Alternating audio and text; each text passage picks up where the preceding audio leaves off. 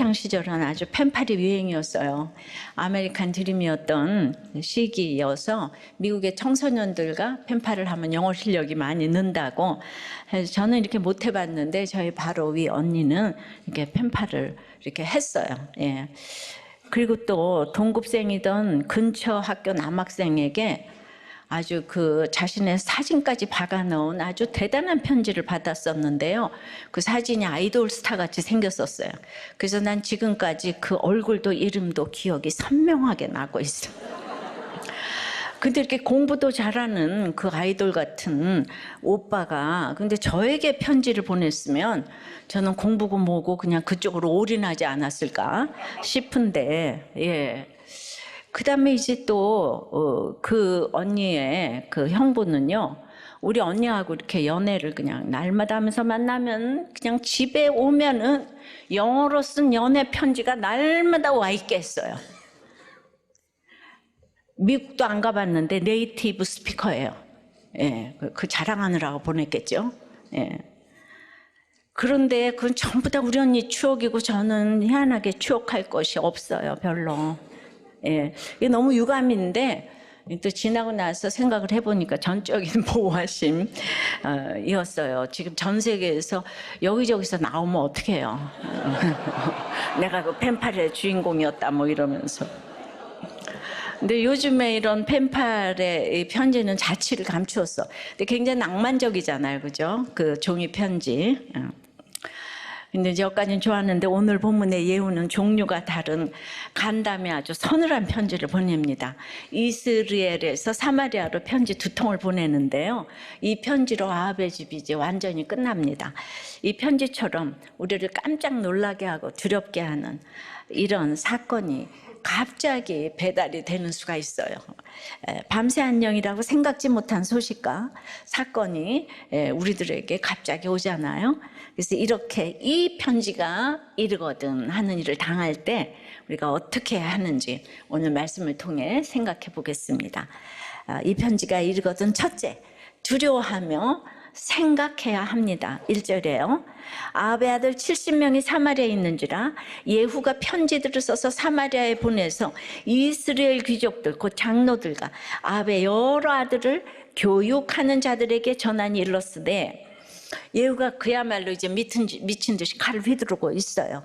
이 칼에 북이스라엘 요람왕 또 남유다 왕 아시아도 또 아합 집에 모든 악의 끝판왕인 이세벨도 다 심판을 받았어요. 이제 이쯤이면 끝나야 되는데 아합의 집이 정말 질겨요. 아직도 아들이 70명이나 남아 있다는 거예요. 70은 완전 수잖아요. 아합의 집 사람들 아무리 죽고 죽여도 아직 건재하다 이 뜻이에요. 그들은 가장 강력한 요새인 수도 사마리아에 있네요.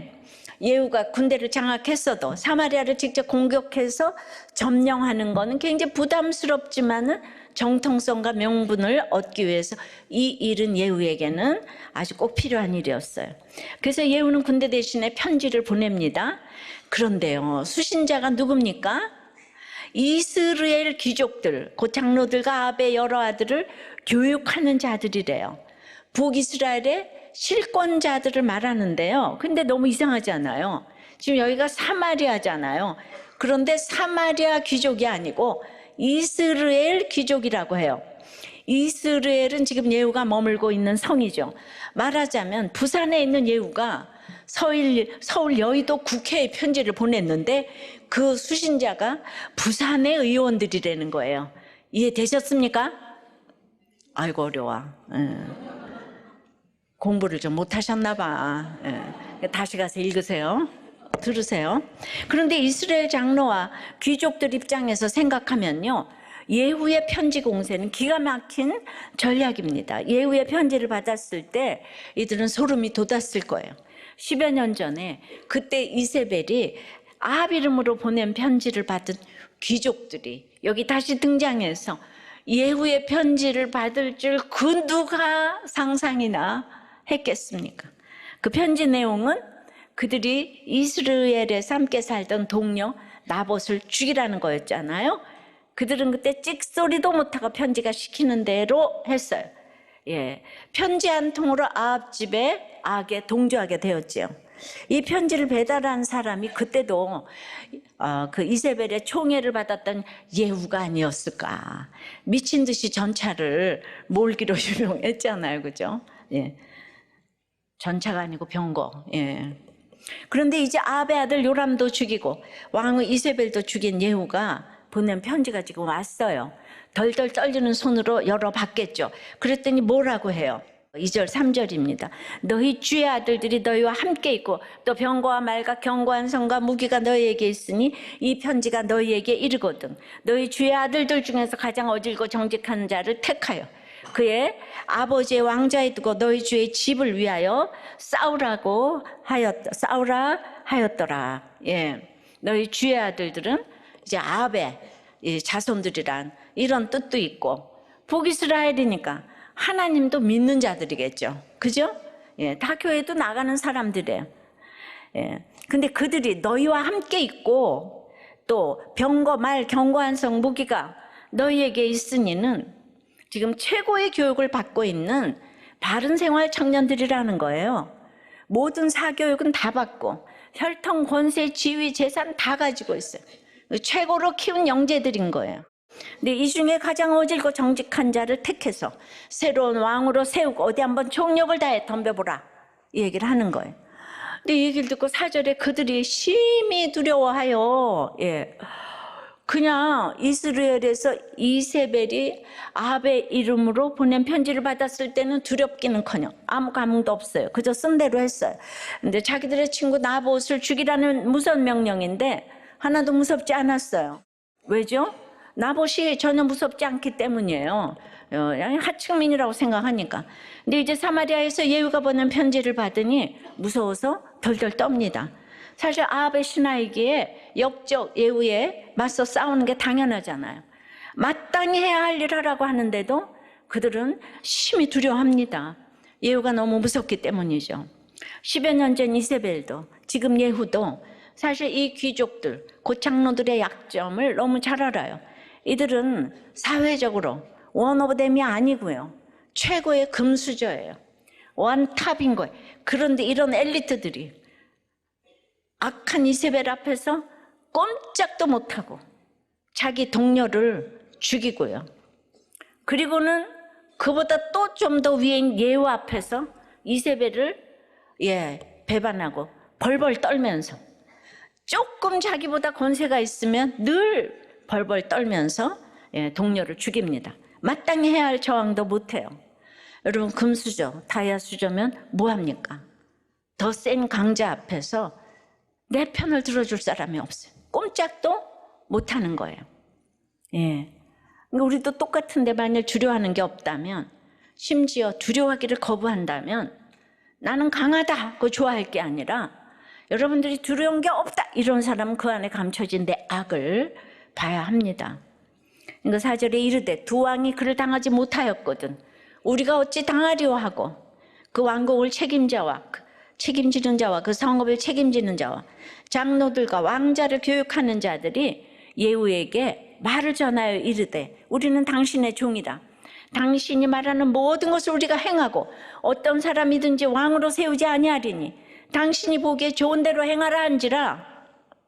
이스라엘 귀족들이 심히 두려우니까 그나마 뭘 했어요? 그냥 우리는 당신의 종이라고 모두가 나와서 납작 엎드렸어요.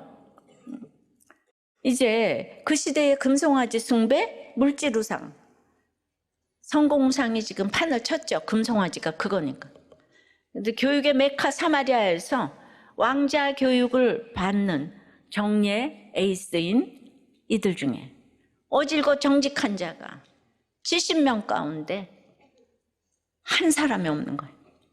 그리고 없다는 것을 자인하는 선생님이에요. 자기네들이 가르치면서 여기는 어질고 정직한 자가 없대요. 예. 그럼 지금까지 무슨 교육을 했을까요? 이들은 겉으로는 하나님을 믿는데 하나님이 없는 교육이라는 것은 무엇을 가르칠까요? 결국 세속사에서 악하고 음란한 세상에서 성공하는 방법을 가르치니까 결국은 나 살고 너 죽는 이기심을 가르치지 않겠어요? 좋은 말은 했겠지요. 그러나 보여주는 것이 나 살고 너 죽이는 거, 나 살자고 나봇 죽이고, 나 살자고 이세벨 죽이고, 나 살자고 또 이제 왕자들 죽이고, 이러니까 뽑고 뽑힌 로얄 패밀리 왕자 중에 어질고 정직한 자가 한 명도 없었다는 것은 이 나라의 결론인 거예요. 그러니까 자신의 집안을 위해서 죽겠다는 단 한 사람이 없는 거예요. 애국자가 없는 거예요. 다들 지금으로 말하면 뭐 하버드 출신이었겠죠. 오늘 교육하는 자, 양육하는 자 3번 나오는데 이게 크게 들어오네요. 그래서 어려서부터 교회에서 너무 잘 자라주고 학교도 초일류 학교를 가고, 그래서 나중에 이제 커서 사업을 하겠다고 돈 빌려달라고, 그래서 돈을 빌려달라고 해서 많이 빌려주었는데 그 20년이 되도록 한 푼도 안 갚는다고 그래요.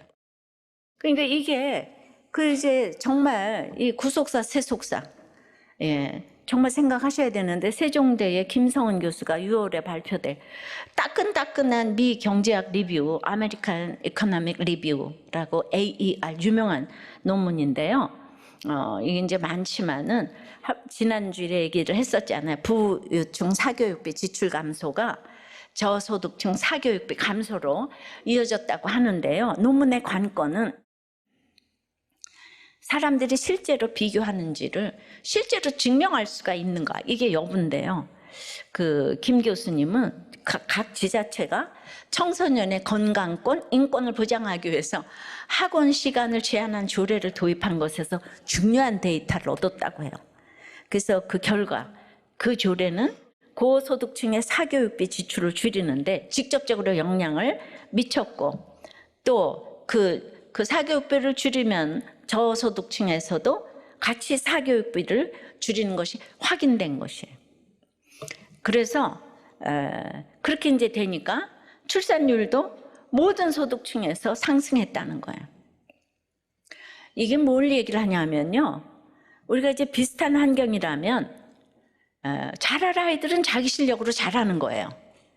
그러니까 공평한 거예요. 옛날에 전쟁 때도 다 못 먹고 못 살아도 잘할 놈들은 잘했어요. 그러면 은사가 각각이니까 전부 공부를 잘해야 쓰임 받는 게 아니잖아요, 그죠? 그래서 욥기에 요새 짐승들 다 나오는데 그 짐승들은 왜 이 땅에 왔는지 우리도 잘 몰라. 그런데 다 은사가 있는 거예요. 그런데 이게 돈으로 바르게 되면 내 아이도 이렇게 똑같이 시키지 않으면 안 된다는 비교의식이 맹렬하게 올라오잖아요.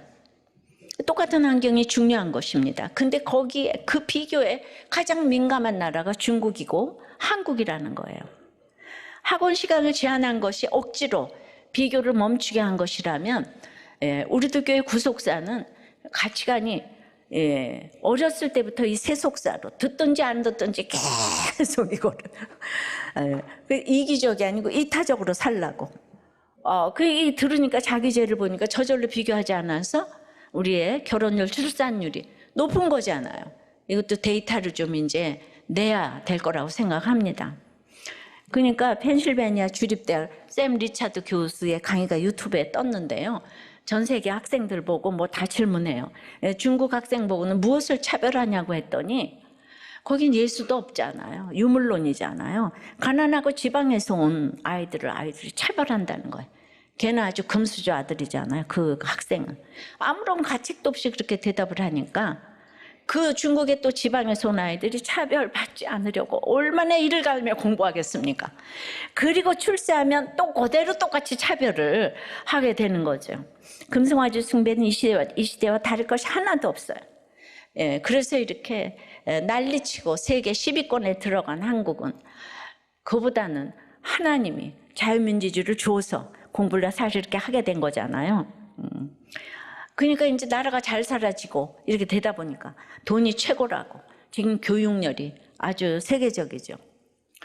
대졸자가 70%가 넘는 나라가 없다는데, 장점도 있지만은 그것을 오늘같이 나약하고 부정직하고 어질지 못한 아합에 70명의 왕자를 키워내는 나라가 된 줄 믿습니다.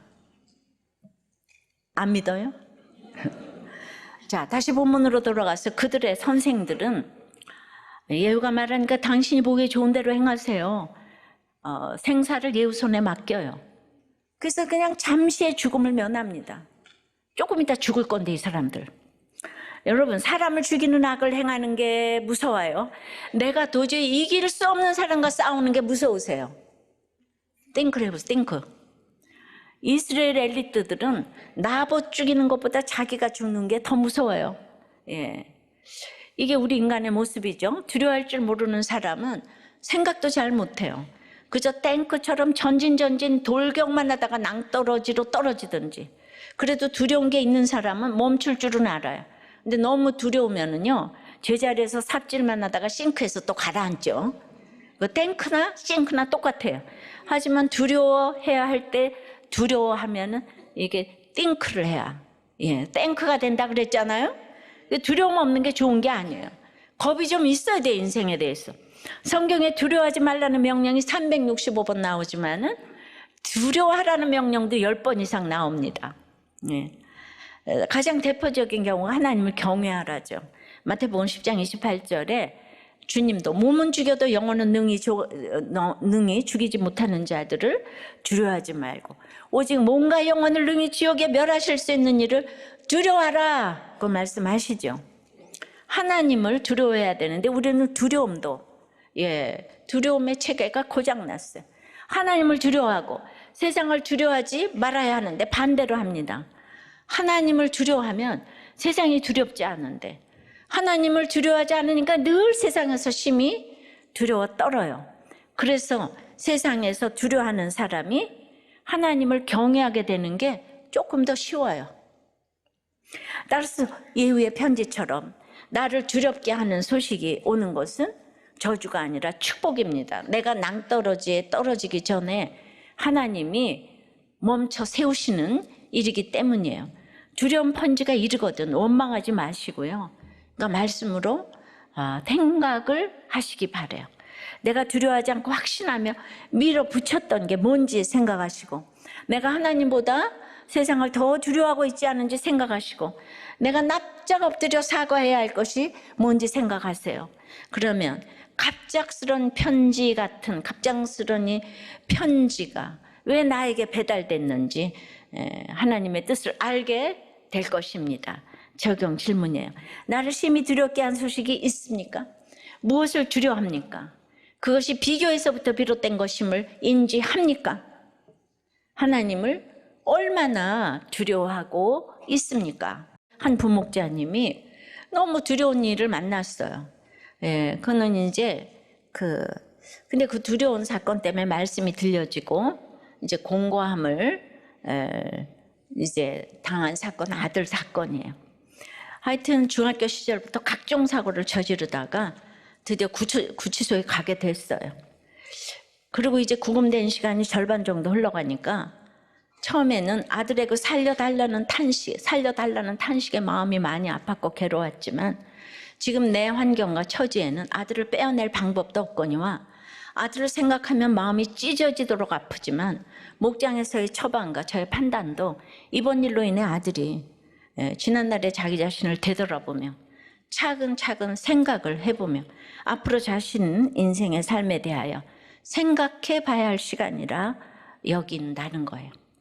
세상적으로 어느 부모가 아들을 그곳에 방치시키고 싶겠는가 하겠지만 믿는 우리는 구원의 관점으로 이런 시간도 필요한 부분이라 여깁니다. 아들이 좁은 문을 지나 주님이 만들어주신 길로 이제는 꿈을 활짝 펴고 담대하게 나아가기를 소망하며 나의 본분을 항상 가족들에게 비추며 구원과 제사장의 사명을 잘 감당하며 가겠습니다. 아멘.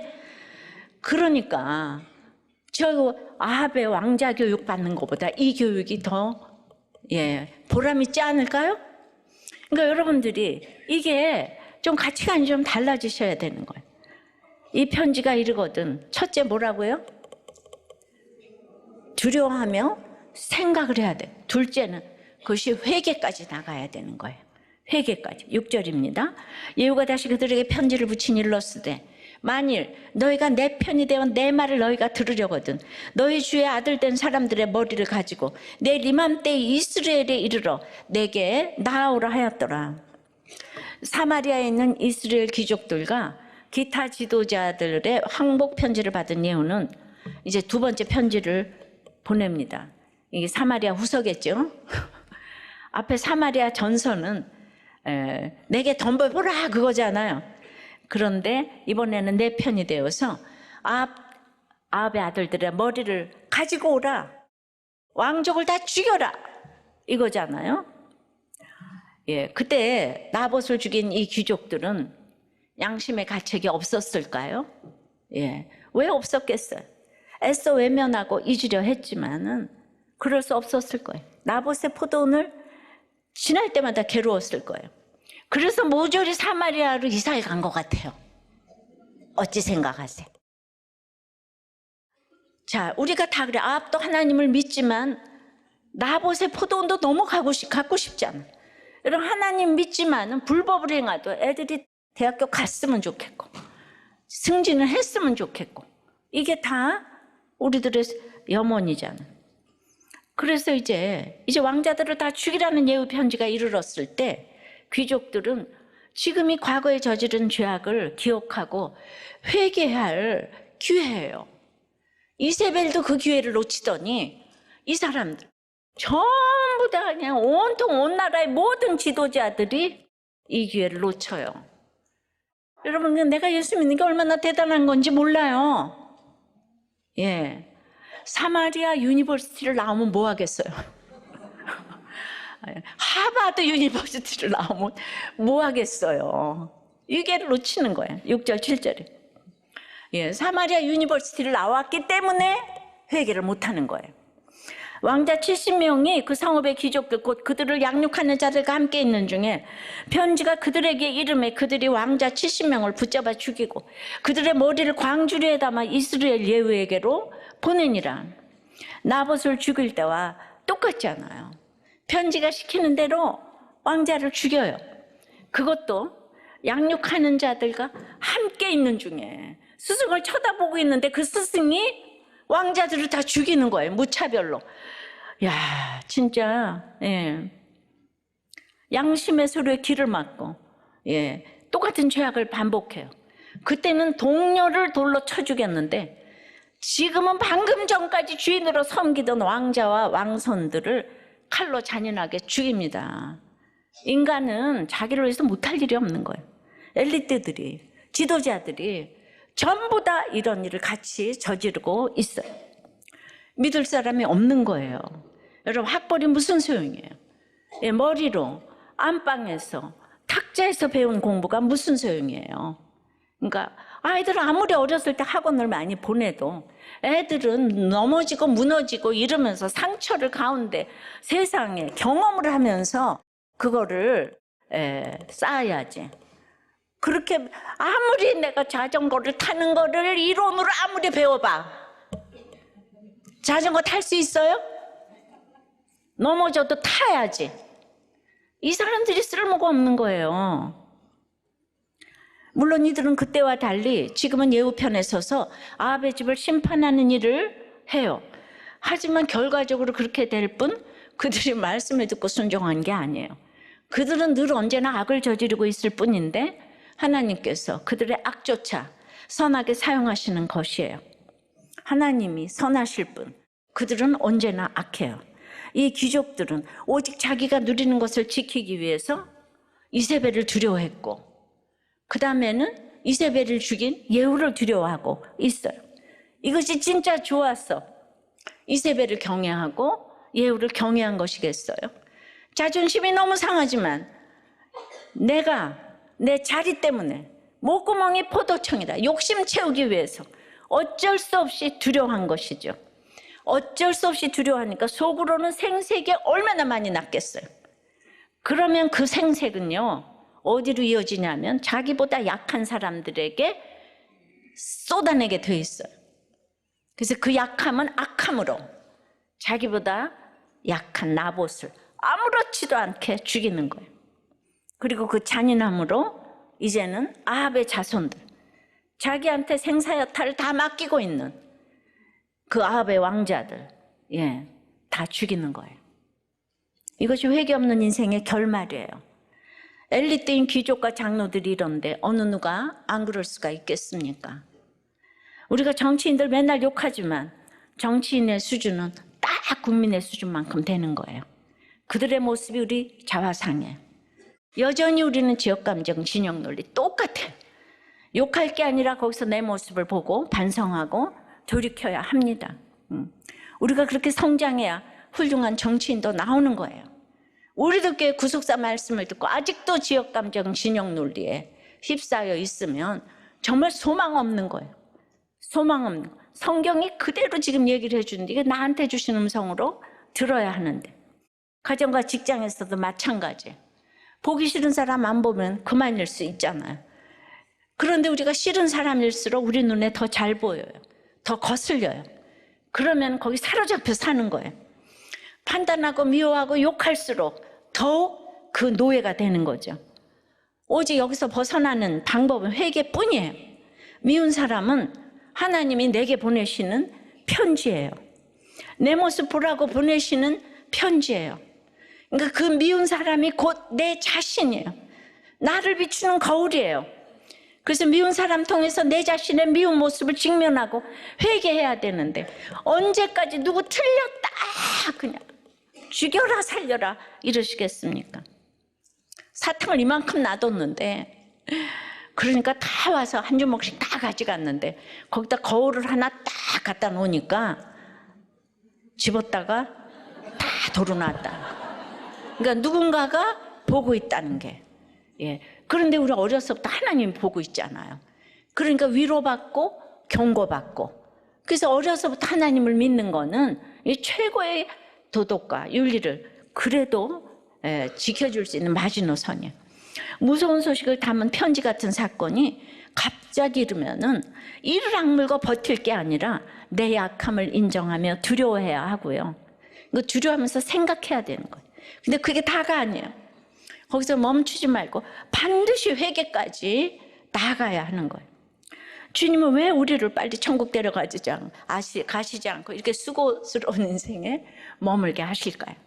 베드로전서 3장 9절에서 오직 주께서는 너희를 대하여 오래 참으사 아무도 멸망하지 아니하고 다 회개하게 이르기를 원하시느니라. 내가 회개할 때까지 주님이 기다리시는 거예요. 내가 고집 부리고 버틸수록 주님이 인내하셔야 되는 거예요. 우리 자녀들이 고집 부릴수록 부모가 인내해야 되잖아요. 그래서 우리가 오늘 회개까지 나아가야 합니다. 사과는 미룰 게 아니에요. 생각날 때 바로 해야 되는 거예요. 오늘 가족과 지체들에게 사과할 것 있으면 바로 하시고, 하나님께 회개할 것 있으면 바로 회개하셔서 인생 최고의 기쁨과 자유를 맛보시면 좋겠습니다. 적용 질문이에요. 요즘 너무 미운 사람 누구예요? 그에게 비친 내 모습은 없습니까? 회개하기를 미루며 반복하는 죄악은 무엇입니까? 한 목자님이 해외를 나가면 물건 사는 게 중독인데, 하여튼 그 이제 볼리비아에서 퇴직 후에 박물관을 만들 계획으로 이제 땅도 다 사놓고 이제 은퇴만 하면 되게 됐는데, 세상에 그 가장 믿었던 여직원이 모든 대화 내용을 녹음해가지고 성희롱으로 감사받는 사건이 왔다는 거예요. 너무 믿었어요. 억울하고 힘들었는데 아내는 그 일이 너무 잘 됐어요. 그 일 때문에 지금 당신이 목자 되지 않았어. 그 말이 또 맞더라고요. 그러니까 여기 평원님이 억울할 만 하신데 이세벨을 던진 게 넷이잖아요. 가장 믿었던 넷이가 던졌다고 하는데, 오늘 목자님 말씀대로 그 직원이 그렇게 한 게 예후처럼 미투 분위기 된 게 이세벨이 높은 데 있었기 때문에 던져졌구나, 이렇게 생각이 됩니다. 가족들 말씀하신 것처럼 그곳에 계셨으면 치장이나 하시고 계셨을 텐데, 이곳에 오셔서 내 이세벨이 던져지고 지금 살리는 역할을 하고 계시니까 사실은 그 여직원이 가장 잘한 것이잖아요. 이게 바로 구속사인 거예요. 옳고 그름이 아니라. 사실 여러분 목장에서 목자가 문제를 해결할 일이 뭐가 있겠어요? 목자는 말씀만 잘 들리면 돼요. 예. 목자가 문제 있는 부부 모두 때마다 어떻게 찾아가겠어요? 찾아가세요. 예. 근데 목자가 그 자리를 지키는 건 너무 중요해요. 각자 자리가 있어요. 우리가 엊그저께 욕구에서 보니까 베목 같은 하마도 들소도 타조도 다 하나님 창조하셨는데 우리는 그들을 이기지 못해요. 예. 풀만 먹는 소도 이기지 못해요. 게다가 들소는 더 힘이 세요. 근데 왜 이 세상에 그들을 창조하셨는지 우리 이해가 안 돼요. 근데 구속사를 다 뜻이 있다 그러잖아요. 제일 우스운 건 말이에요. 말은 이기거나 지거나 전쟁에 나가기 위해서 늘 서 있잖아요. 잠을 자도 서서 자잖아요. 말은 난 그것이 이해할 수가 없어요. 진짜 어떻게 서서 잠을 자지? 어떻게 저기 쉼이 있지? 그건 내 생각이잖아요. 그것만 봐도 하나님이 계시잖아요. 근데 말이 생생내요. 그러니까 자기 자리 지키는 것이 최고로 사람을 살리는 일이에요. 내 자리가 옳다 나쁘다 그런 게 그냥 묵묵히 내 자리 지키고 있는 거, 이 최고로 사람 살리는 일이에요. 목자가 어떻게 사람을 살려요? 하나님이 그냥 붙어만 있다 가다 보면 어느 날 하나님이 그 사람에게 말씀하시는 편지가 있어요. 그때 역사하는 거지 목자가 말 잘해서 살리지 않아요. 그러니까 그때까지 붙어 있어야 돼. 붙어 있게 하는 것이 목장의 가장 큰 아주 그냥 그 목적이에요. 그리고 결혼과 이혼에 대해서 믿는 사람들은 이 세상에 메시지를 줘야 되기 때문에 반드시 어떤 경우도 가정을 지키는 모습을 보여줘야 돼요. 그래서 이제 청년비스 결혼 예비 학교 하는데 반드시 좀 다 가서 들어봐야 되는 거예요. 너무 참 재미도 있고 다 길지만은 이러는 거예요. 마지막까지 분별하세요. 앙케이트 조사를 했는데 그래서 살아보니까 고르고 또 골라 또 결혼하면 그놈이 그놈이더라. 근이은이더라. 그러니까 결혼 전에는 칼끝에선 신중함으로 하지만 결혼 후는 목적, 행복이 아니고 거룩이다. 하나님과 연결되는 거룩이라는 걸 잊지 말라. 결혼 전과 후에 뭐가 달라졌냐 하면은 잡은 물고기라고 사랑 표현도 안 하고 아주 청결이 형편없어서 씻지를 않고 그렇게 큐티하는 척 하더니 큐티도 안 하고 식습관은 배달의 민족으로 그 다음에는 맨 얼굴로 너 누구니? 이렇게 된다는 거예요. 그리고 참 장점이었던 그 효자가 생과계로 결혼하고 나서 보니까 효자래. 아유, 그게 이제 결혼하고 나서 보니까 엄청 단점이고, 그 다음에 어떻게 이렇게 드라마를 좋아할 수가 있는지, 뭐 이런 얘기를 다 썼는데, 그래도 청년부 예비 부부들에게 해주고 싶은 말 한 가지, 반드시 해주고 싶은 말 한 가지는 부부 목장에 꼭꼭꼭꼭 나가세요. 그게 살 길입니다. 이 공동체가 살리는 거예요. 수없이 싸웠는데, 자, 그래서 이 편지가 이르거든. 첫째 뭐라고요? 두려워하며 생각해야 돼. 둘째는 회개까지 나가야 되고, 세 번째는 하나님의 말씀은 전부 이루어지기 때문이에요. 자, 8절 9절입니다. 시작. 이르되 두 무더기로 싸 내일 아침까지 문 어귀에 두라 하고 이튿날 아침에 그가 나가서서 뭇 백성에게 이르되 너희는 의롭도다. 나는 내 주를 배반하여 죽였거니와 이 여러 사람을 죽인 자는 누구냐? 자, 이스라엘 귀족들이요 아합 자손의 머리를 가지고 이스라엘에 왔어요. 예후는 왕조가 바뀌었다는 걸 알게 하기 위해서 머리를 두 무더기로 쌓아서 이스라엘 성문 앞에 두라고 했어요. 머리가 70개면 그런 머리가 들어갈 바구니가 있었나 몰라. 아우. 그런데 모두가 그걸 보고 두려워서 예후에게 절대 복종할 거라고 기대했겠죠. 그리고 아침에 나가서 이러는 거, 이 끔찍한 짓을 벌인 사람은 이스라엘 백성도 아니고 자신도 아닌데 누가 이 끔찍한 짓을 행했노? 이러는 거예요. 글쎄 예후가. 아, 무섭지 않아요 이 세상? 자기가 다 시켜놓고 누가 이 사람들을, 이 왕자님들을 누가 죽였어? 이러는 거예요. 귀족들이 가슴이 철렁했겠죠. 시키는 대로 주인을 배신하고 그 집 자손을 다 죽이고 증거까지 가지고 왔는데 갑자기 범인 취급을 합니다. 예후는 내시들이 이세벨을 죽게 해서 내시들과 이세벨을 이간질 시켰잖아요. 지금 왕자들도 자기 손 하나도 안 대고 스승의 손으로 죽게 했어요. 예. 근데 여러분들 누구를 믿겠어요? 하나님이 없는 사람, 그 어떤 최고의 위치에 있어도 최고의직이기 때문에 도움이 될 것이 있겠지만 정말 믿음의 대상이 아닌 거예요. 세상 사람들은 회사에서 만난 사람들 예수 안 믿으면 절대로 지체가 못 돼요. 예.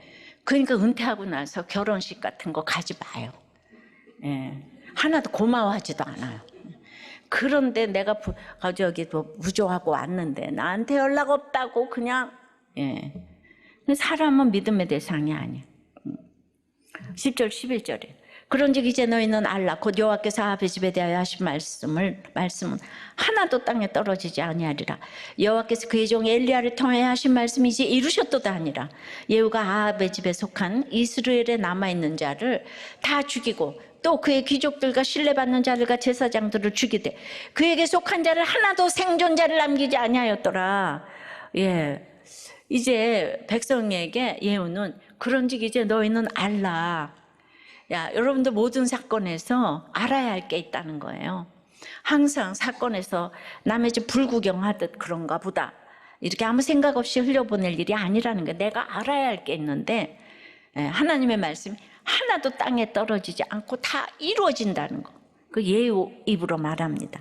그 구체적으로 어떤 말씀인가요? 열왕기상 21장 21절에 여호와의 말씀이 내가 재앙을 내게 내려 너를 쓸어버리되 내게 속한 남자는 이스라엘 가운데 매인자나 노인자나 다 멸할 것이요 라고 엘리야 선지자를 통해 주신 말씀입니다.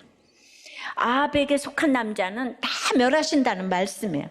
이 말씀이 하나도 땅에 떨어지지 않고 이제 이루셨다고 해요. 그래서 아합 집에 속한 남자를 다 죽였다고 합니다. 예. 그러니까 내가 말씀을 믿고 가면 좋은 사람이든지 나쁜 사람이든지 반드시 그 말씀을 그대로 이루신다는 거예요. 이거 믿으세요? 예. 악한 자를 통해서도 내가 믿은 말씀을 이루신다는 거예요. 예. 악한 자를 악한 날에 이렇게 심판을 하시잖아요. 예. 귀족들 양육하는 자들을 어떻게 됐겠어요? 70명의 머리를 들고 당연히 다 죽었어요. 심판을 예고하신 말씀은 하나도 땅에 떨어지지 않아요. 그러니까 내가 오늘 말씀을 믿고 가는 게 얼마나 평강을 누릴 수 있는 최고의 비결인지 몰라요. 여러분들이 이타적으로 살고자 하면 두려운 게 없어요. 근데 늘 이기적으로 살고자 하니까 두려운 게 너무 많죠. 이스라엘 귀족에게 불현듯 이른 예후의 편지는 그들이 회개할 마지막 기회였어요. 그러니까 예후를 두려워하지 않고 덤볐더라도 죽었겠죠. 예. 근데 두려워하고 시키는 대로 해도 잠시 후에 이렇게 다 죽어요. 그러니까 내 목숨을 구걸하고자 하는 건 이 땅에서도 비굴하고 결국은 죽어요. 그들이 살 길은 회개뿐이었는데 하나님 말씀에 귀를 기울여 본 적이 없기 때문에 어떻게 회개할 수 있는지 몰라요. 나봇은 돌로 쳐 죽임을 당해도 담대하게 순교를 했지만 이스라엘 귀족들은 두려워 떨다가 결국 예후에게 죽임을 당합니다. 여러분, 세속사는 악한 역사이기 때문에 세속사에 소망을 두면 안 되는 거예요. 이 땅에서 영생을 누리면서 구속사를 써가야 될 줄 믿습니다. 그래서 하나님의 말씀은 미리미리 들어둬야 되는 거예요. 복음은 장차 받을 환난이잖아요. 큐티는 예방주사 맞는 것이고요. 그러니까 나는 무슨 일이 생길까 봐 우리도 교회 안 가, 뭐 이런 사람도 있는데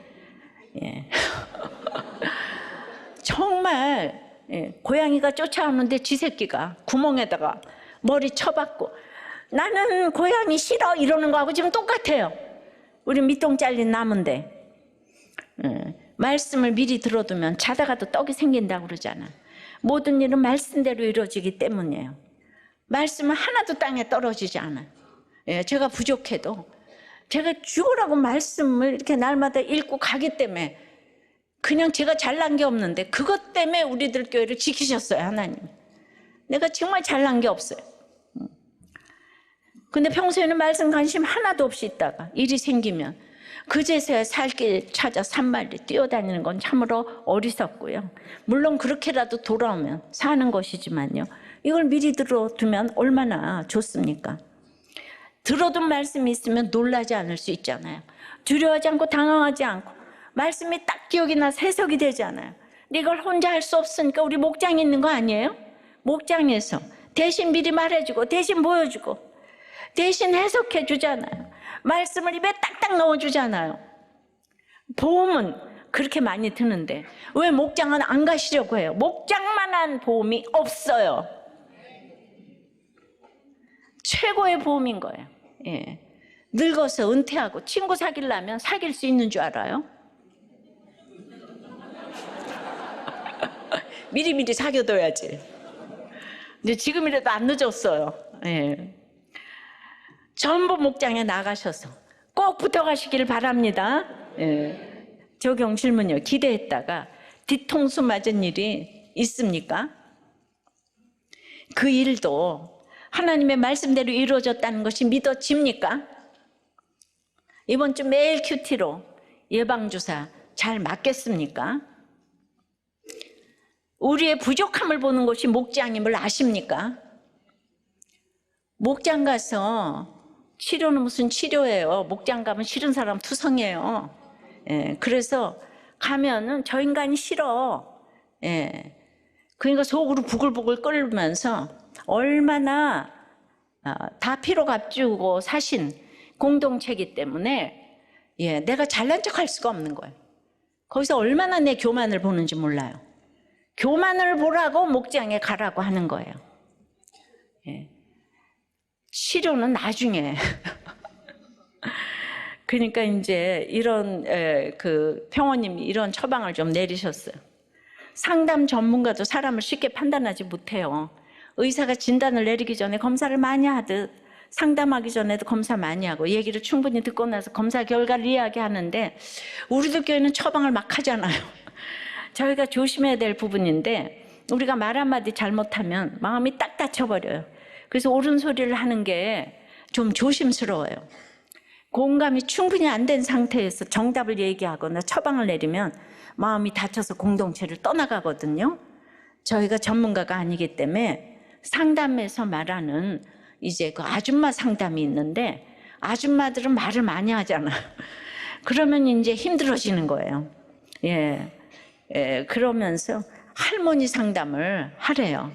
할머니는 우리 손주 그랬어 하면서 토닥여 주시는데 아줌마 이야기는 잔소리지만 할머니는 받아주는 할머니로 기억이 있잖아요.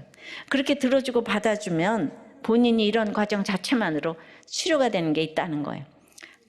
그러니 아줌마 상담이 아니고 할머니 상담을 하는 게 효과가 좋다.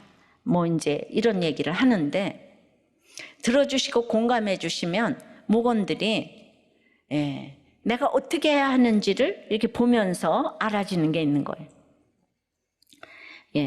내 이 얘기를 들어줄 수 있는 그 한 사람이 없어서 다 병들었잖아요. 그죠? 그러니까 목장에 오시면은 일단은 이렇게 들어주시면 좋을 것 같은데 그래서 어떤 일이든지 그럴 수 있다고 붙어만 가라고 이 얘기만 해주시면 돼요. 말씀 오늘도 이 말씀 얼마나 어려워요. 붙어만 가라고 나도 몰라 그러시면 돼요. 나도 모르는데 그냥 아는 척하고 앉아있는 거야 이러셔요 그냥. 그런데 이제 그 할머니 상담이 좋을 때가 있지만 이것이 한부모 가정이 되면은 할머니 상담에 한계가 있잖아요. 무서운 역할을 하는 사람이 없으니까 어디 나가서 쓴소리를 못 들어요. 근데 우리 손주 최고라고. 그렇다고 또 무서운 역할만 하는 한부모 가정은 또 상처를 줄 수 있잖아요. 언제나 너는 이래서는 안 되고 저래서는. 그러니까 목장에서의 상담도 할머니 상담, 아줌마 상담 골고루 단계마다 처방이 달라져야 되는데 이게 분별이죠. 그러니까 구원의 확신이 없으면 이게 분별이 안 되니까 이제 문제가 생기는 거예요. 예. 그러니까 목원들은 우리도 꽤 목자라면 사유 이루죠. 예. 근데 목자가 뭐 죄졌어요? 맨날 목자가 돼가지고 그냥 참아야 되고 인내해야 되고 돈 받는 것도 아닌데 내 집 내가면서 이렇게 하는데 끊임없이 목자에게 요구를 하고, 예. 그런데 그러니까 목장마다 안 싸우는 목장은 이상한 거예요. 다 싸워야 돼. 그래서 거기서 내가 얼마나 죄인인가를 알아야 되는 거예요. 야, 주님은 이런 나를 위해서 십자가에 못 박히셨는데, 예. 그냥 지나온 인생을 생각하면 수없이 제가 리젝트를 경험하고, 예. 그걸 했는데 내가 죄인이라는 걸 아니까 어떤 것도 내가 수용을 이제 했는데, 그러니까 여러분들이 큐티를 해야 되고 양육을 받으셔야 돼. 그냥 목장에서만 있으면 안 되고 그 1대1로 양육을 좀 받으시면서 나를 직면하셔야 되는 거예요. 목장은 싸울수록 목장이에요. 안 싸우는 목장은 로타리 클럽이에요. 싸우는 목장 긴장하잖아요. 그래서 다 깨워서, 예, 목장에 매주일 이상한 사건들이 다 배달이 되잖아요. 집집마다 뭐 저 사역 부서마다 배달이 될 때 오늘 이렇게 이거를 두려워하며 생각해야 되는데 너 잘났다 나 잘났다 이러고 싸우시면 이제 안 되는 거예요. 예. 그러니까 우리 목원들도 목자 타령 좀 그만하시고 목자님이 왜 그 모양이냐 이 얘기 좀 그만하시고, 예. 정말 내가 목자를 하도 들볶아서 미안해요. 뭔 죄가 있어가지고 이렇게 죄송해요 꾸뻑. 예. 좀 살려주세요. 그러니까 이제 두려워하면서 나 그까짓 거 하나도 안 무서워 이러지 좀 마시고, 예. 두려워하면서 생각을 해야 되고 회개까지 나가야 되는 거예요. 그러니까 큐티를 하고 내가 죽어지고 썩어지고 미랄이 돼야 되겠는데 옳고 그름을 따지면서 그냥 너 잘났다 이거 이제 그만하시기 바랍니다. 이 편지가 배달될 때 해석을 잘해서 다 해결하는 각 목장이 되시기를 주의 이름으로 축원합니다. 예, 말씀을 맺어요. 이 편지가 이르거든. 첫째로 두려워하면서 생각을 해야 돼. 그리고 이제 상대방 잘못이 아니고 회개까지 나아가야 하는 거예요. 그냥 하나님 말씀이 무섭잖아요, 그죠? 하나님 말씀은 전부 이루어지는 거예요. 내가 그냥 기도하고 있으면 말씀이 이루어지는 거예요. 그러니 누가 뭐 이렇게 징계하지 않아도 내가 말씀을 믿고 가면 나봇은 죽었잖아요, 그냥. 나봇은 영원히 의인이에요. 나봇을 죽였더니 모든 귀족들, 이스라엘 귀족들, 이 엘리트들 영원토록 영벌에 빠졌잖아요. 이게 잠시 뒤에 일어날 일인데 우리가, 예, 내가 죽어지고 썩어지고 미랄이 되게 해달라고, 예, 찬송하고 기도할게요.